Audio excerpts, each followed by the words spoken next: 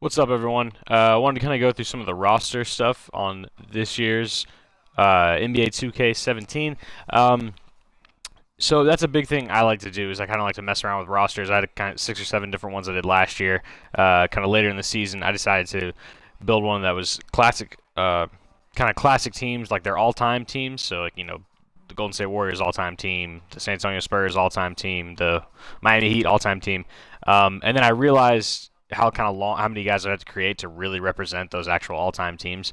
And I decided to kind of table it for last year and do it this year, thinking, hey, they're probably going to get some new classic teams. They're probably going to um, add some guys to maybe existing classic teams. They usually get some more rights to different guys. And then I found out there are going to be no new classic teams. Not only are there no new classic teams, they actually have taken a couple away, or one away for sure, and then a few players because of that. So last year in the last few years really, we had the '85 Philadelphia 76ers, which kind of a weird team to have on the game. You'd be better off having the '83 76ers, which would actually been the championship team. Because they had Moses Malone rights, they had Dr. J, they had some of the other guys that were on that team. But this year, so they take that away. As you can see here, I'm going from the 77 Sixers. Normally that would go to the 85 Sixers, and they're not on here anymore. Now, that would have been Barkley's rookie year, Charles Barkley's rookie year. So the fact that they never had his rights, I always thought that was weird that they had the 85 Sixers, and they didn't even have Charles Barkley's rights. So maybe they lost Moses Malone's rights, and so they just took this team away completely. I don't really know what happened, but he is not on the game anymore. So they've taken him away. And then a huge one for me, we got a bunch of new teams last year. There were a ton of new teams, and that was thrilling for me. I love the classic teams. I love playing with them.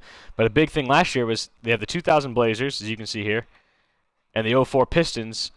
Rasheed Wallace, probably the best player on both those teams. Chauncey Billups won Finals MVP, but probably the most complete player on both those teams was Rasheed Wallace, and he's not on either team. So something must have happened last second to lose his rights. Very frustrating, and it's very frustrating to see him not on the game again this year.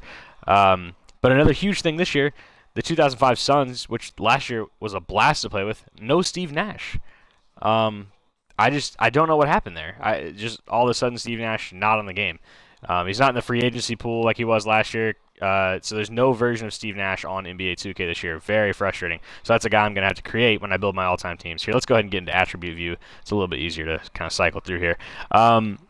Yeah, I mean, so this 2012, 2013 Miami Heat team. Last year was the complete team, and what I realized kind of flipping through earlier, there's one guy missing.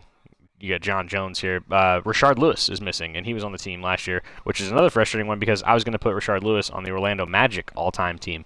So yeah, I'm going to have to do a little bit more creating than I thought I was going to have to. Now, there are some guys who have done some creating already. I've kind of sort of looked through some other people's rosters, and I'm going to have some help, I think, and I'm not opposed to using some other people's rosters, at least as my base, and then I can kind of perfect it from there. So my plan is to have all 30 teams have kind of their all-time team, and then have each player's ratings represent their best year on that team. And then I can only have one version of each player. So like Michael Jordan, obviously there's Bulls, but like who's a guy like Kareem Abdul-Jabbar, I had to kind of choose between Lakers and Bucks. How am I going to do that? Lakers Bucks. I mean, he played many more years on the Lakers than he did on the Bucks, but the Bucks is probably the early prime of his career, and he was phenomenal on that team. So, and then the Lakers have a bunch of other center options that they can go with. So I decided to put Kareem on the Bucks rather than just loading up the Lakers with 3 or 4 great centers. And then I also decided to put Wilt Chamberlain on the Warriors rather than the Lakers. So the Lakers get Shaq. He'll be their starting center. So it just didn't seem fair to have 2 versions of players. That just seems weird because I'm eventually going to do a My League with these guys and kind of see who comes out on top. I'll play some of the games, I'll sim most of them, and then I'll probably play a lot of the playoffs. But I think it'll look really cool once it's done, even though I'm going to have to create a lot of the players. So the rating's going to be subject to kind of me and like what I use. So my process is going to be kind of like this. Like, okay, '04 Kevin Garnett, no doubt his best season, easily his best season of his career. 96 overall, I'm leaving that the same. That's fine. I'm going to move Kevin Garnett over to the Timberwolves. That's what the Minnesota Timberwolves start with, '04 KG. From there, I'll try to build out the rest of the roster. Now, I have the roster made on my end in terms of like I have it on a Google Doc where I've kind of gone through each team and the seasons and I have which season I want to represent them. So some of these are going to be easy. They're already on the game. Like Kevin Garnett, I'll simply just trade him to the current Timberwolves, and there we go. We're done. Sprewell is kind of the same thing. I decided to move him to the Timberwolves because the Knicks were kind of loaded. They didn't really need Sprewell. So he's going to go over to the Timberwolves, and 04 was his best season. Boom, there you go. Zerbiak, same thing. But then some of these guys, here's LeBron. LeBron, here's an example. LeBron I'm going to put on the Cavs. I'm not going to put LeBron on the Heat. He's played more years with the Cavs, more representative of his career is his time at the Cavs. Even though he won, 2 of his MVPs and 2 of his titles with Miami, that's fine.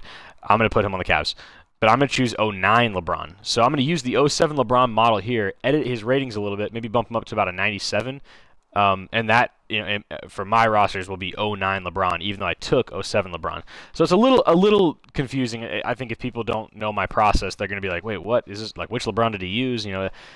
So that's my process. And I eventually, on our website, Basketball Pantheon, I'll post all of the rosters with kind of what I did. Did I create the player?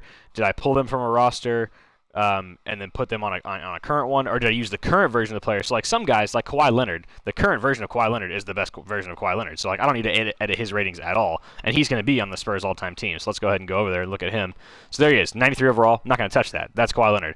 And on my Google Doc, I have 2017 Kawhi Leonard as the guy that represents him because this should be the best year of his career, if the trajectory is right. LaMarcus Aldridge, obviously he's gone. He's going to go over to the Blazers, and it's going to be maybe 2012 LaMarcus Aldridge, and maybe I'll edit his ratings up or down, kind of I'll look at what they have him here. So they've got him as an 88. I'll get on Basketball Reference. I'll see 2016 LaMarcus Aldridge. 2K has him at about an 88, but his 2012 season was a little bit better. Maybe let's bump that up to an 89 or a 90, and that'll represent LaMarcus Aldridge. Obviously, Pau Gasol, I'll probably throw him back to the Grizzlies.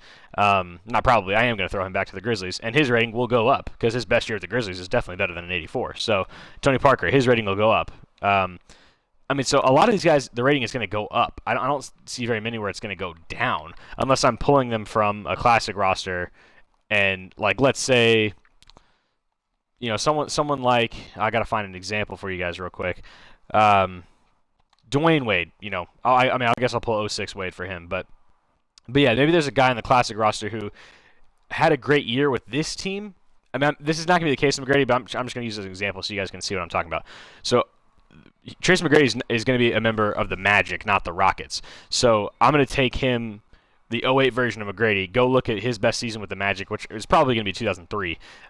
I'm going to take that best year, and I'm going to edit the ratings to reflect that. I just wanted Tracy McGrady's player model. I don't want to create a whole new Tracy McGrady. That seems ridiculous. So that's kind of the plan there. So I think you guys can see what I'm talking about.